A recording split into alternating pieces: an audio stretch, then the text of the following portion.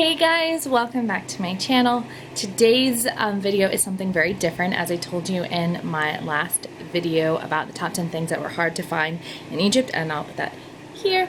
I want to start branching out and doing different types of videos. So today's video is actually an interview I did with a fellow expat who has been living in Egypt now for the last 10 years. I met her through one of my social media groups, and this is just a discussion that we had where I asked her about very, very common questions that I get from people about my life here in Egypt. So here is this interview. We did this using Skype. Now, her name is Jade. Jade is living in Sharm el-Sheikh, and she is a life coach, and she is a counselor, and she helps ladies who have gone through traumatizing relationships to heal, and she gives counseling sessions, and I'm gonna link all of her information to her Instagram and everything in the description below. I would definitely check her out. And before we get into the interview, I just want to thank Jade for taking the time to talk with me and answer my questions. It was definitely a worthwhile conversation that I think is going to be very helpful to those of you who are moving to Egypt, especially those of you who are going to be moving to the Sharm el-Sheikh area. I had some things that even I myself didn't know. So here it is.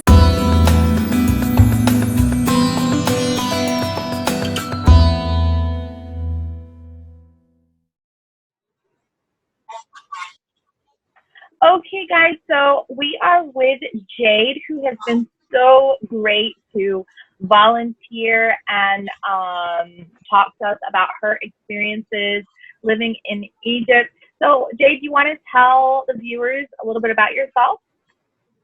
Oh, hi, I'm Jade, and I'm from the UK. I'm 29 years old, and I moved to Egypt 10 years ago and living my best life. That's amazing. That's amazing. Okay, so how long have you lived in Egypt? I actually moved here 10 years ago at the end of June. So yeah, 10 years I've been here now. Okay, and where are you currently living now? I'm based in the Red Sea resort of Sharm el-Sheikh, so the lovely tourism destination. Well, tell us a little bit about what it's like living in Sharm el-Sheikh.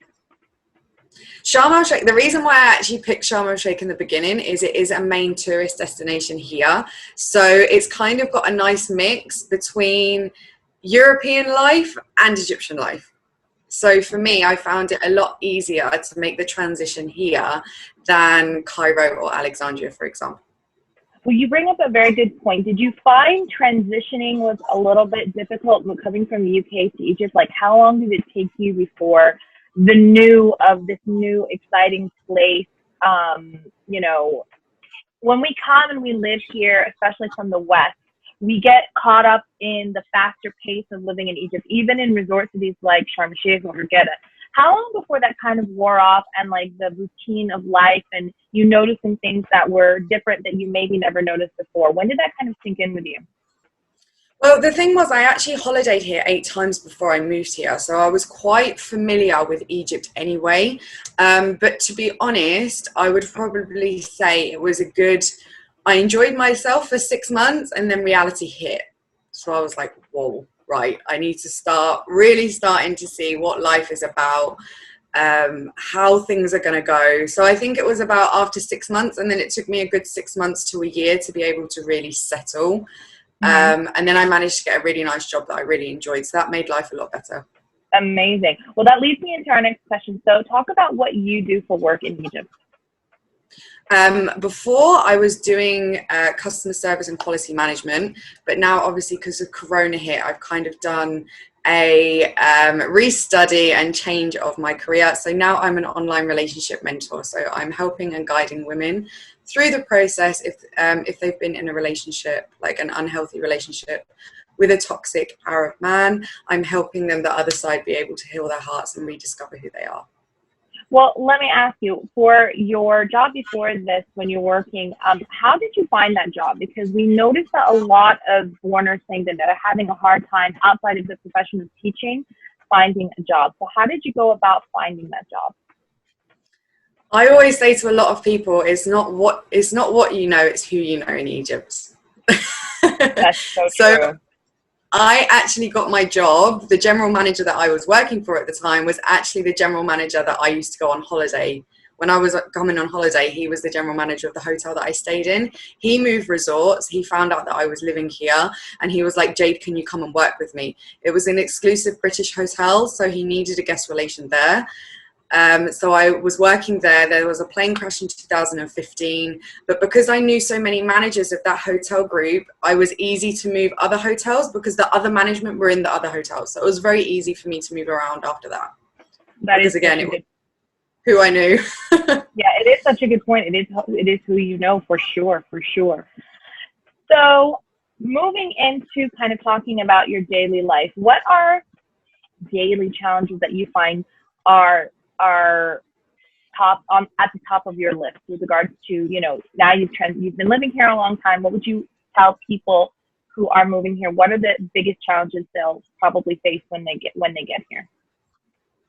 I think one of my daily challenges is kind of specific to Sham, but I think you may experience it, but not so much in Cairo or Alexandria. But for me, because Sham is a tourism destination, they think the foreigners are coming here with a lot of money. So when, as example, I'm going into a shop, I will ask how much something is because nothing has a price tag, but I need to know how much the product is because it could be that he wants 200 Egyptian, when in reality it's only 50 Egyptian. That's true. That is very true. I would say that is definitely for the tourist cities, for sure, where nothing is labeled. I would say in Cairo, there is still this misconception that foreigners coming in have a lot of money. But I think, thank goodness, we're getting to a point where I very rarely go into a shop where things are not properly labeled anymore. I think they're with the transition into kind of paying with a credit card and online shopping and these sort of things, they have to kind of set the prices. And do Yeah. you have there's Carrefour and Spinneys, are there the chains that are located around the rest of Egypt are in Sharm el-Sheikh? Yeah, we have Carrefour, we have Metro, and we have Oled Ragab here. But we Okay. don't have, and that's the other thing, here in Sham, it's very limited in regards to clothing and things like that compared to the main cities. So a lot of people that do come from Cairo do actually feel quite isolated here because there's not much around. And there's also not the likes of Uber or Kareem. We don't have that here in Sham. Oh, very interesting. Okay. What would you say are the misconceptions about living in Egypt? That a lot of people here, when I'm obviously speaking with guests, was you're not covered and you're not staying at home. I was like, that's not part of it. Like, it's nothing to do with the life here. And if you actually see women in Cairo, there's actually Egyptian women in Cairo that don't wear hijab and literally enjoy life as we do in Europe.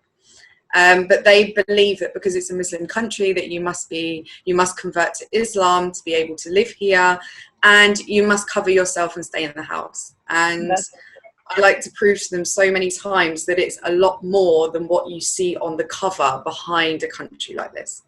Actually, I would say that actually when I moved to Egypt, I actually was veiled. And when I moved here, actually, I felt more societal pressures actually to take it off here than I did when I was living in the States, Oh, because it was I don't know, most of the, if I would go to a dinner party, I would be the only lady under the age of 45 who was veiled, honestly. So definitely wow. agree with that. It's I think that it's definitely a misconception. Are most of the women here veiled? Yes, most of the women in Egypt are veiled, but there's no one, it's not, I think that people think that all Arab countries are the same, that we're very like Saudi Arabia or, Iran, which is not an Arab country, but it's Middle Eastern, but it's not like that at all. All right. So let's talk about beyond Sharm el-Sheikh, because you live in Sharm el-Sheikh, so you live in a vacation destination, are there other places in Egypt, like when you want to go on vacation, where do you go? Well, I did have one destination, but I found another one this year, so now I have two. One of my favorite places is the North Coast. I absolutely love the North Coast. I love the water anyway. I think I was a fish in a past life. So the turquoise waters there are just gorgeous. So that's number one. And number two, this year, I actually discovered the true beauty of Dahab. Dahab is absolutely, it blew my mind. And if you're quite a spiritual person, it's an extremely connected place. And it's just, the whole vibe of the place is so shabby chic, old, but bringing all the traditions of Egypt. It's a gorgeous tourism destination, and I just can't wait to go back, to be honest. All right. And then the last question that I have for you is Sharm el-Sheikh the place in Egypt that you would always want to live, or is there somewhere else perhaps that you think, oh, I'd like to try out living there, and why? Honestly, I would love to live in Dahab. Dahab for me now, it's such a laid back place, and it really takes you out of the chaos of everything. But the thing is, at the same time, it is like, I'm quite limited in Sharm, and Dahab is even more limited. Like, they don't have a good hospital and stuff like that. So it would be a lot harder to live there. But if I could, I would love to live there. Have you ever tried going to Guna before? No, I haven't. I went to Hurghada once, but I didn't like Hurghada. This is the thing. Yeah. Okay. So Hurghada and Guna is like Dahab, but like a fancy Dahab. And it's so I've lived here like you. I've lived here for 10 years. And for the last 5 or 6 years, everyone kept telling me, go to Guna. And then finally this year we went, and I was like, why have I not come to this place before? It's not like Hurghada at all. It's so chill, and it has the Nubian style villas, so clean, organized. It's amazing. It's more of lagoons and stuff. The beach, in my opinion, is not like that great, but has beautiful waters. And it was like very similar to Dahab in that it's just kind of very chill. The only thing is it's very, very expensive. It's crazy expensive there, honestly. Yeah. But I would definitely recommend taking a trip and visiting Guna. It's really amazing. It's not on my list yet, so I'll definitely try it. I've got Siwa on my list as well, so I need to try that one as well. It's really amazing. Well, thank you so much, Jade, for answering all of my questions. And guys, remember to go down into the description to find the link to Jade's contact information. And thank you so much. Thank you. Thank you for having me.